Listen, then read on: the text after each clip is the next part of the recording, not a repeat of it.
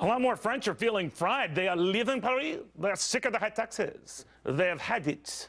Our Twitter followers are going nuts about it. They're not all French. They first la tweet. Just wait until the Americans do the same thing, only there aren't going to be many places to go. Maybe Mars. Here's another. There was a time when young people fed up with high taxes in France could escape them by coming here. Hope and change. One more, and I think this guy's being a little sarcastic. Amazing, the punitive nature of high taxes. Who'd have thunk it? We've got Ryan Girdusky here and Christian Dorsey to thrash this out on what the French are telling us. What do you think, Ryan? I think that this is obviously failing. Francois Hollande, the French president, the Socialist Party president, he lost a special election. I just call him Frank. Is it Francois? Well, you know, if you're close with him. Right.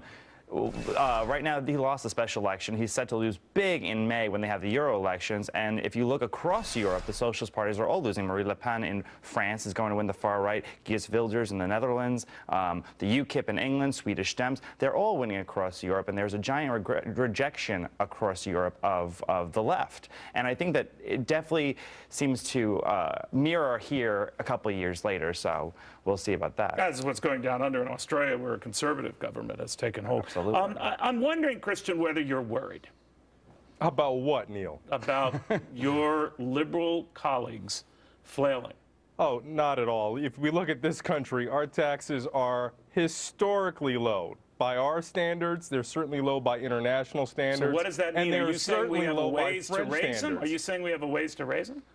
What I'm saying is, for anybody to equate what's going on here with elsewhere has missed the boat by a couple of decades. We have the highest corporate taxes of the major industrialized powers on Earth. Now, we've been there. That's the sticker price of it. If you add all the taxes that we pay in this country all together, we're less than half of taxes as a part of the economy as France.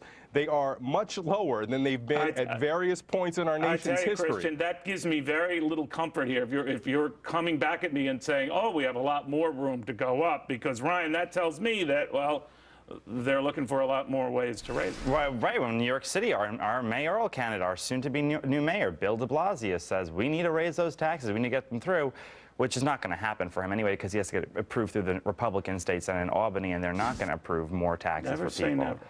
Well, how do you gentlemen deal with the very real conundrum that we've got a society where we want a level of service, yet we also want not to pay taxes? How do you resolve that? Well, how do you resolve the fact that we spend a lot more than we take in? Now, your solution seems to be, well, we take in more. We gouge the rich more, I guess.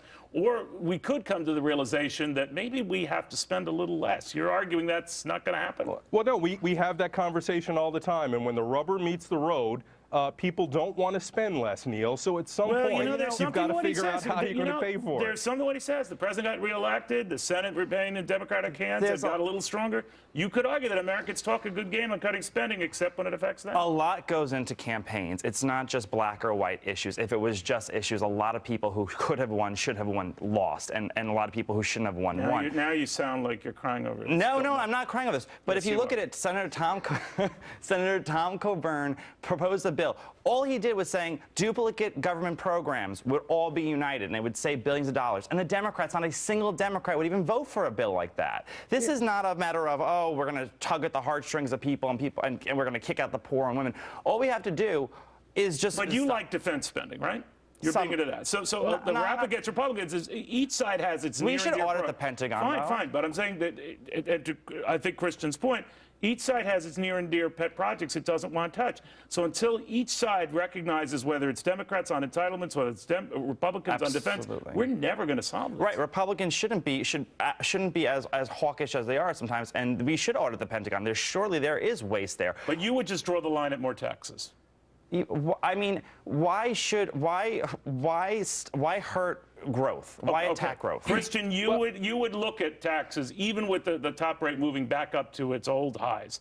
You would look beyond it. You absolutely have to look at taxes if we're going to continue to have the same priorities. See, our priorities haven't changed. In fact, they've grown.